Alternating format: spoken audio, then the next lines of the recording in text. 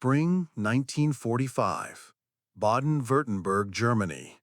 An American soldier's voice echoed through the farmhouse cellar where 23 German women huddled in darkness. "Come out with your hands visible." The translation, imperfect but clear enough, triggered silent terror. These women, officially designated as Helferinnen, but assigned as special companions to SS officers at a nearby command post, had been told precisely what American soldiers would do to them. Complete undressing, public humiliation, systematic violation. "We don't want to undress," whispered 22-year-old Anna Bauer to the others around her. The oldest among them, a 34-year-old former secretary from Munich, nodded grimly. They had heard the stories. Propaganda Minister Goebbels had ensured every German woman knew what awaited them when Americans arrived. The women clutched their few remaining possessions, small photographs, identity papers, a few personal items, preparing for the worst as boots approached the cellar door. When it swung open, revealing 4 American soldiers silhouetted against the April sunlight, the women instinctively pressed themselves against the damp stone walls. "Bitte nicht," one woman pleaded in German. "Please don't make us undress." The American sergeant, confused by the reaction, turned to his translator. After a brief exchange, his expression shifted from confusion to understanding and something else. Pity, perhaps. Even anger at what these women had been told to expect. Rather than demanding their clothes, he extended army-issued blankets through the doorway. "For warmth," the translator explained. "You'll be transported to a processing center. No one will harm you." This moment of unexpected dignity, documented in military police records from the 89th Infantry Division, represented the first crack in a carefully constructed narrative about American barbarism that would completely collapse in the coming weeks. This is the story of how German women, designated as companions to Nazi officers, discovered that everything they'd been told about Americans was a lie, how captivity brought education instead of exploitation, and how the worst day of their lives became the beginning of transformation they never imagined possible.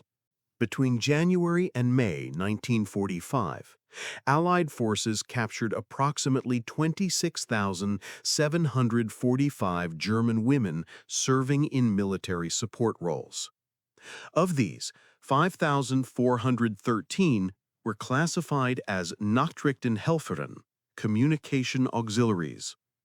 3,680 served as Stabshelferinnen, headquarters staff, and 2,120 were designated as SS Gefolge, SS auxiliaries, which included the unofficially designated comfort women for the officer corps. These women, selected for appearance and racial purity according to Nazi standards, had been assured by SS leadership that capture by American forces would result in treatment worse than death. They had been shown propaganda photographs, told horror stories, and some had even been provided with poison capsules to use rather than face American captivity. The reality these captured women encountered bore no resemblance to the Reich's warnings. Military records from the European theater of operations detailed the standardized processing procedures established for female German prisoners. These procedures, codified in December 1944 as Allied forces anticipated capturing significant numbers of female auxiliaries, emphasized strict protocols, immediate separation from male prisoners, supervision exclusively by female military personnel when possible, private medical examinations by female medical staff, and secure, segregated housing facilities. Helga Weber, a 20-year-old from Frankfurt who had served as a designated companion at an officer training facility, later testified to American investigators about her initial capture. We were prepared to be treated as spoils of war, she said. We had hidden small poison capsules in our undergarments.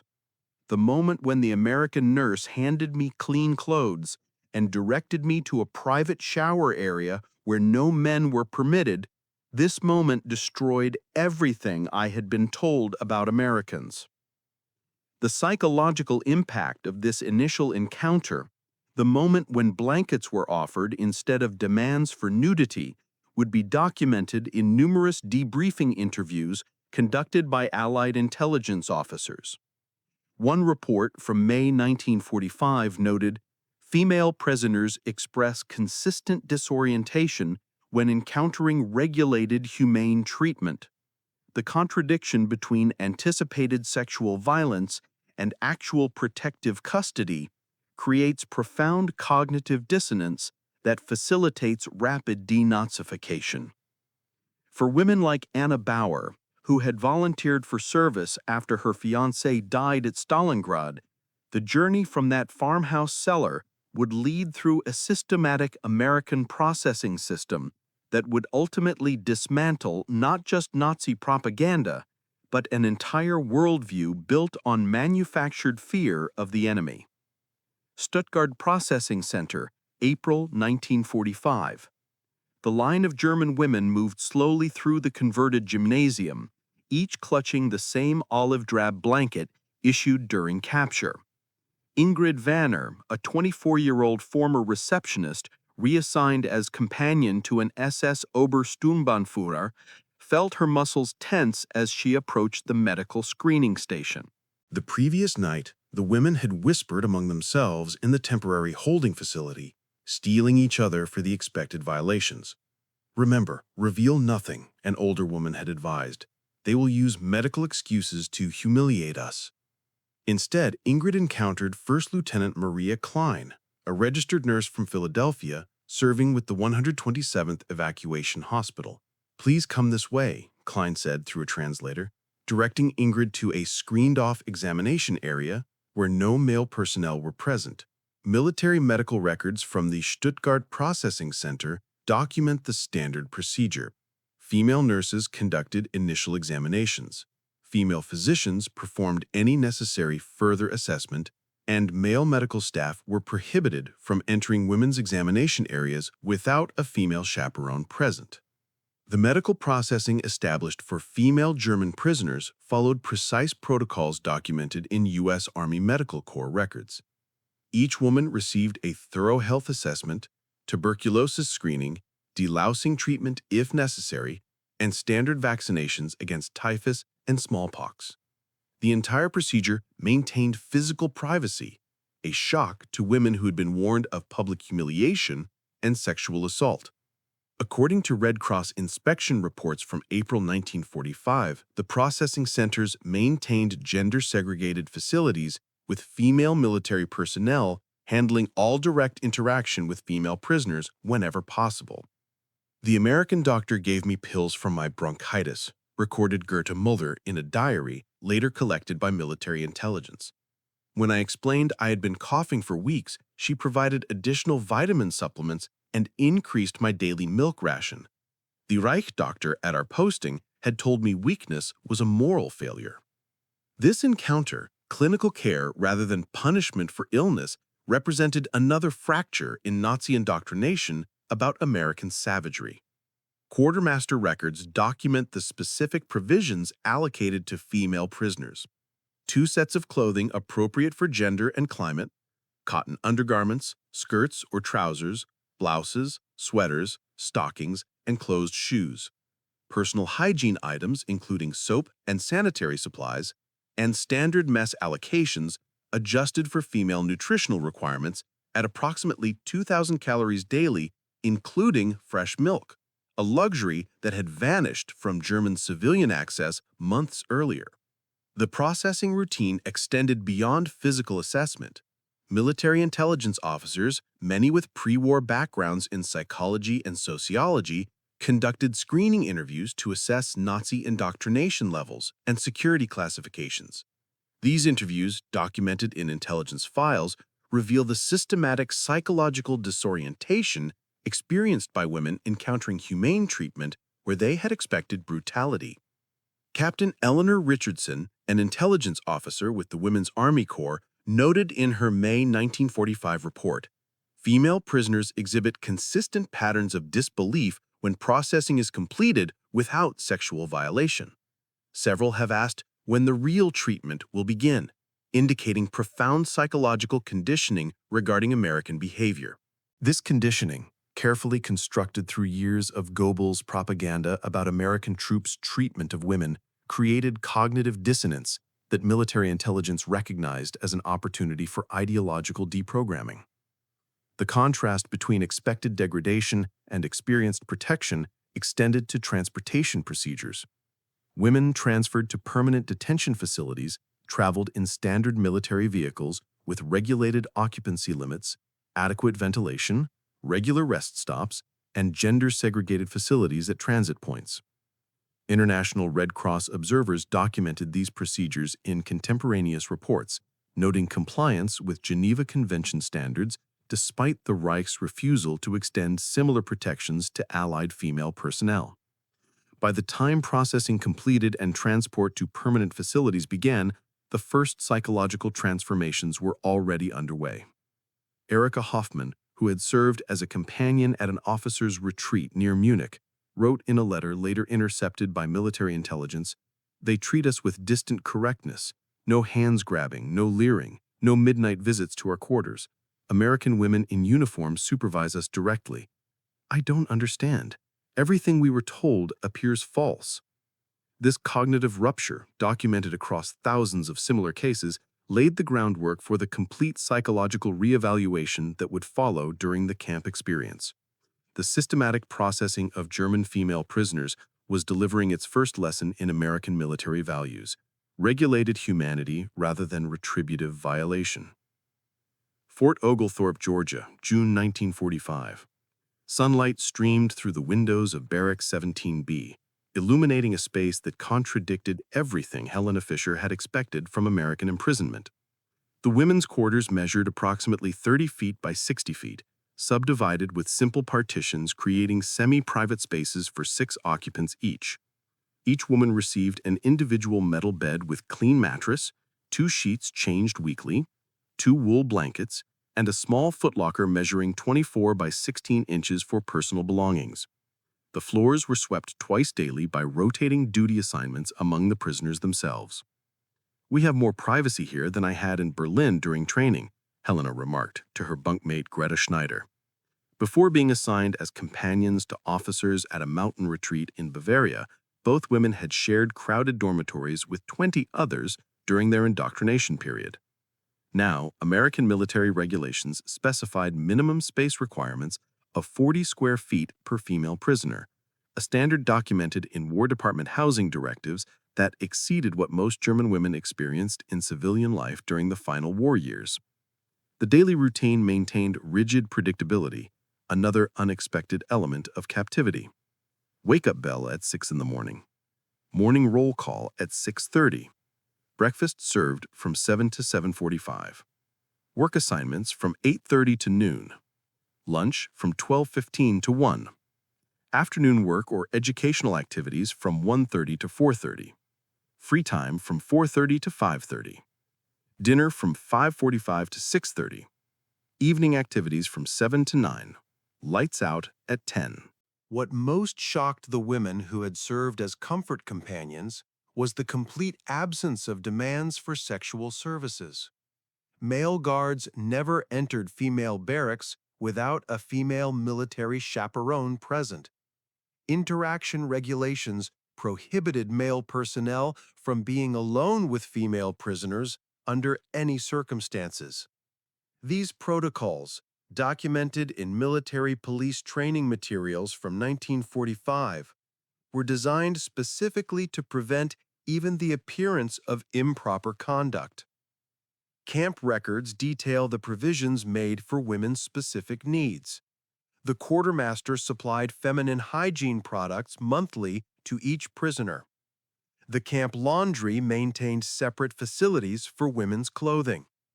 Medical services included weekly visits from a female physician and daily availability of a female nurse. Women experiencing health issues received prompt attention with appropriate privacy. I waited 3 weeks for the other treatment to begin, Ingrid Werner confided to the camp chaplain during a counseling session. In Germany, they told us American soldiers would pass us around like cigarettes, using us until we broke. Instead, the MPs stand outside our fence and are punished if they speak to us informally. This psychological adjustment, from expecting systematic abuse to experiencing systematic protection, appears repeatedly in chaplains' records and in security officers' reports throughout the female POW system. Religious services, available for Catholic, Protestant, and Jewish prisoners, provided another link to normalcy.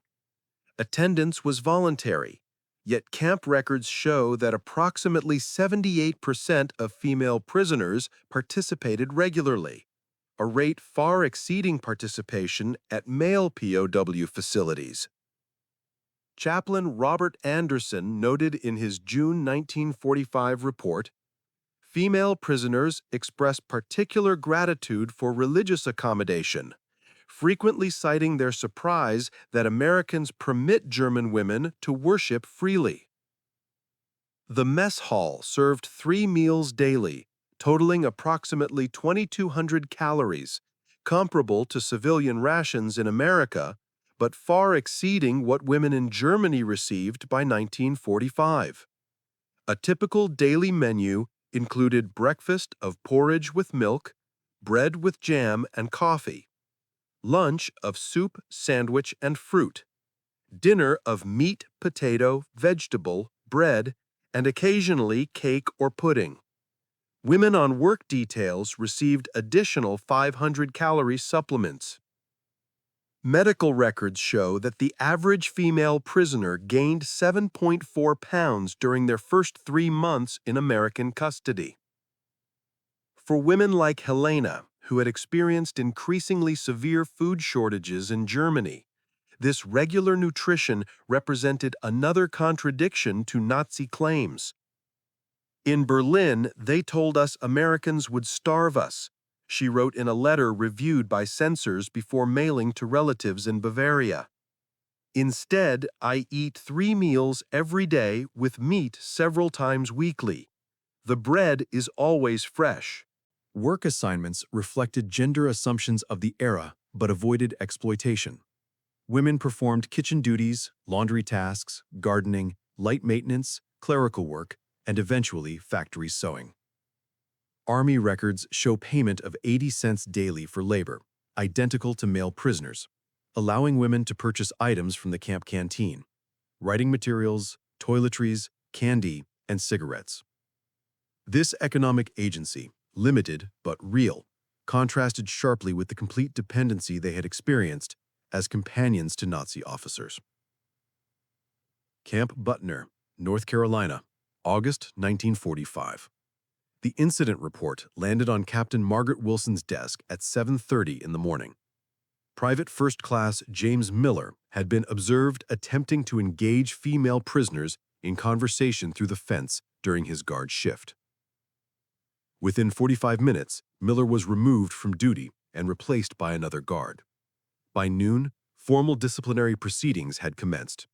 By the following day, he was transferred to another facility with a formal reprimand in his service record. The swift enforcement of non-fraternization policies represented standard procedure in women's POW facilities across the American detention system.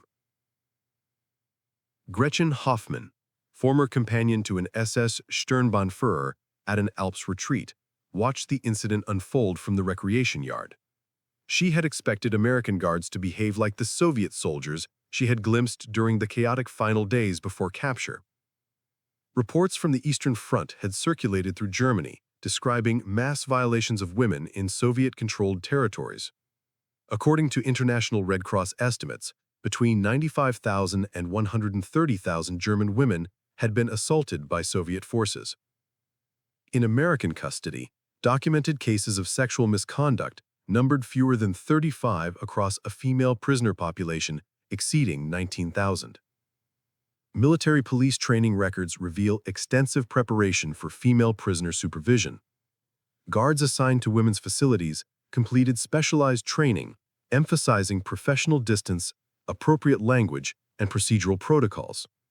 The Women's Army Corps provided female personnel for direct supervision whenever possible, with 73% of women's compounds staffed primarily by female military police.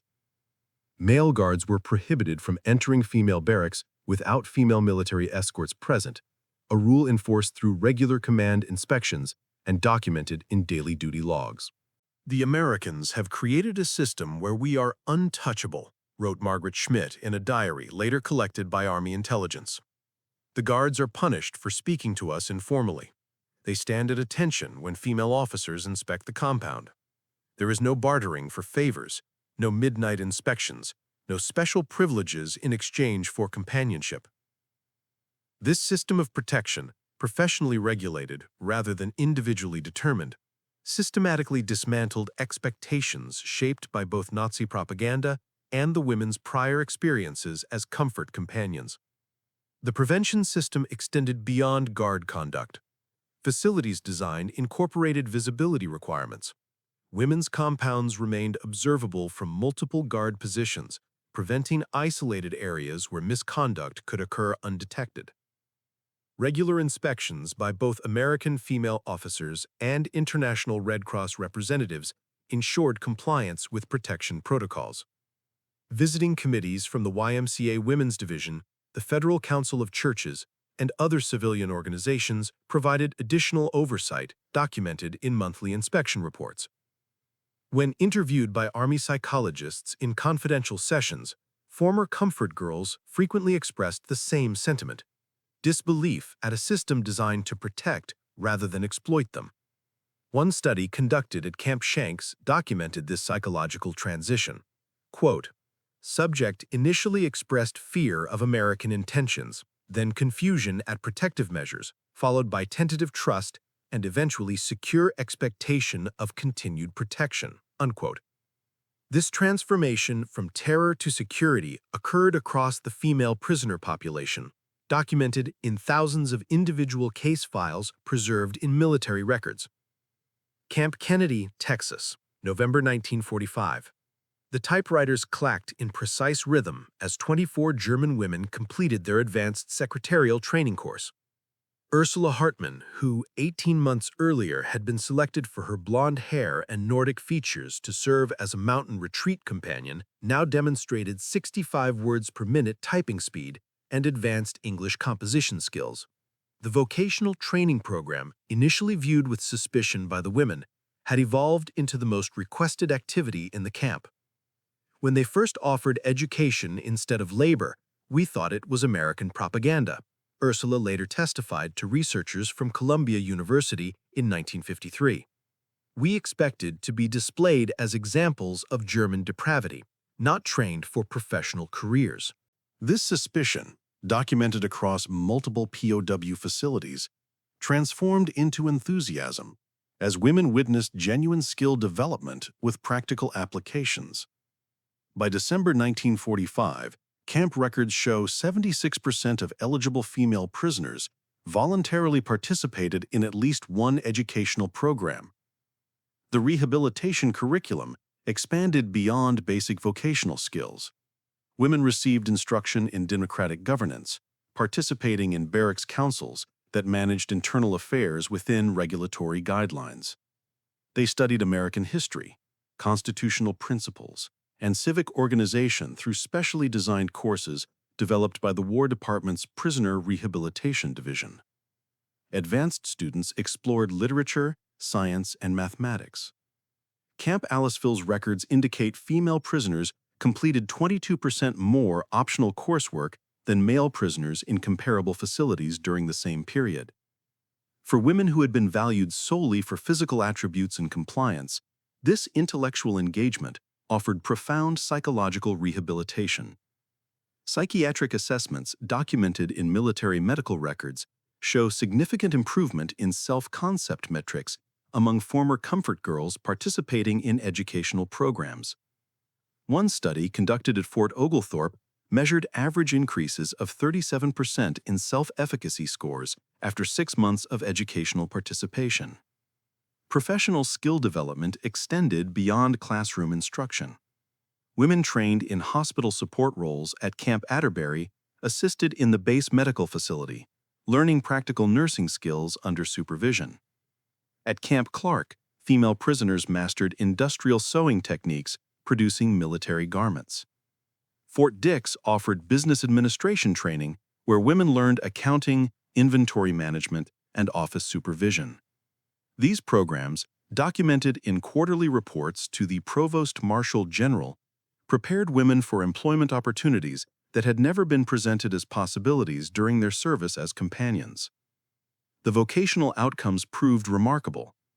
According to post-repatriation surveys conducted by American occupation authorities in 1948, former female prisoners who completed American training programs secured employment at rates 58% higher than comparable women without such training.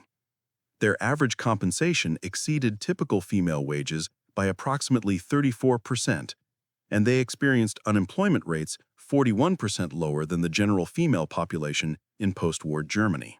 Beyond practical skills, the rehabilitation programs addressed psychological recovery from exploitation. Female chaplains and Women's Army Corps officers conducted discussion groups where women could process their experiences in a non-judgmental environment. These sessions, documented in chaplains' reports but kept confidential to protect participants, allowed women to reconceptualize their experiences as victims rather than collaborators. Military records indicate that 82% of former comfort girls participated in at least 3 psychological support sessions, with 64% attending regular weekly meetings. Bremerhaven, Germany, June 1946. Bridget Mueller clutched the small suitcase containing her possessions as she descended the gangplank. Unlike her arrival in America as a prisoner, her return came with dignity. Civilian clothes rather than military-issue garments, a suitcase containing personal items, vocational certificates, and $47.50 in saved wages. The repatriation process, meticulously planned by American authorities, included complete documentation, health certification, and travel arrangements to her home region. I returned differently than I left. I was sent to America expecting violation but found respect instead. I leave America with skills rather than shame. This transformation, documented across thousands of similar cases, represented the culmination of America's most successful rehabilitation program, the complete reconstruction of former comfort girls into independent women prepared for civilian reintegration. The repatriation statistics tell an irrefutable story. According to War Department records, 94% of repatriated female prisoners received comprehensive documentation of their educational and vocational achievements in American custody. Approximately 82% received specific job referrals to American-affiliated employers in occupied Germany. Each returnee received standard provisions, 2 complete sets of civilian clothing, basic toiletries, non-perishable food supplies for the initial journey home, and medical documentation with a 90-day supply of any required medications. The contrast with women who fell under Soviet control proved stark. Intelligence reports from 1947 documented the condition of women released from Soviet detention, approximately 60% showing signs of malnutrition, 72% reporting medical issues requiring treatment, and 83% reporting experiences of systematic abuse. Women returning from American custody, by comparison, showed weight gain averaging 12 pounds from initial capture, comprehensive preventative health care, including dental treatment, and virtually no reports of sexual misconduct by American personnel. Ingrid Werner, who had trembled in fear at Stuttgart Processing Center, returned to Germany as an administrative assistant with the American occupation government, earning 175 marks monthly, a salary exceeding what many German men received in the devastated post-war economy.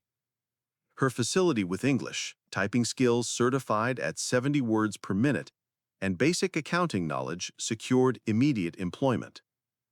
While most Germans faced desperate economic circumstances, military government records from 1947 show that approximately 26% of repatriated female prisoners who had served as comfort companions secured employment with American occupation authorities, while another 32% found positions with newly established German businesses. The long-term impact extended beyond economics. A longitudinal study conducted by German sociologists in 1955 found that former female prisoners repatriated from America demonstrated markedly different attitudes toward democracy, gender equality, and international cooperation than comparable women without American detention experience. The study, measuring responses to standardized questions about political and social issues, revealed that these women supported democratic institutions at rates 47% higher than the general female population, endorsed women's professional development at rates 53% higher, and expressed positive views toward American-German cooperation at rates 68% higher. The transformation extended to the next generation. Children of these women, interviewed in a 1967 follow-up study, showed higher educational achievement, increased civic participation, and more progressive gender attitudes than their demographic peers. The intergenerational transmission of democratic values, professional aspirations, and human rights concepts created an unexpected legacy from the American detention program. What began with women whispering, "We don't want to undress," in fear of American soldiers, culminated in a generation of German women and their children embracing democratic principles, professional identity, and international cooperation. The story of female German prisoners represents history's most successful rehabilitation program, transformation not through punishment, but through protection and preparation. These women arrived expecting violation, but left as ambassadors for democratic values, carrying the revolutionary message that dignity rather than degradation represented true strength. Their story reminds us that sometimes the greatest victories are won not through retribution, but through rehabilitation, not through exploitation, but through education, not through fear, but through the simple act of treating enemy women with the dignity they had been told was impossible in American hands.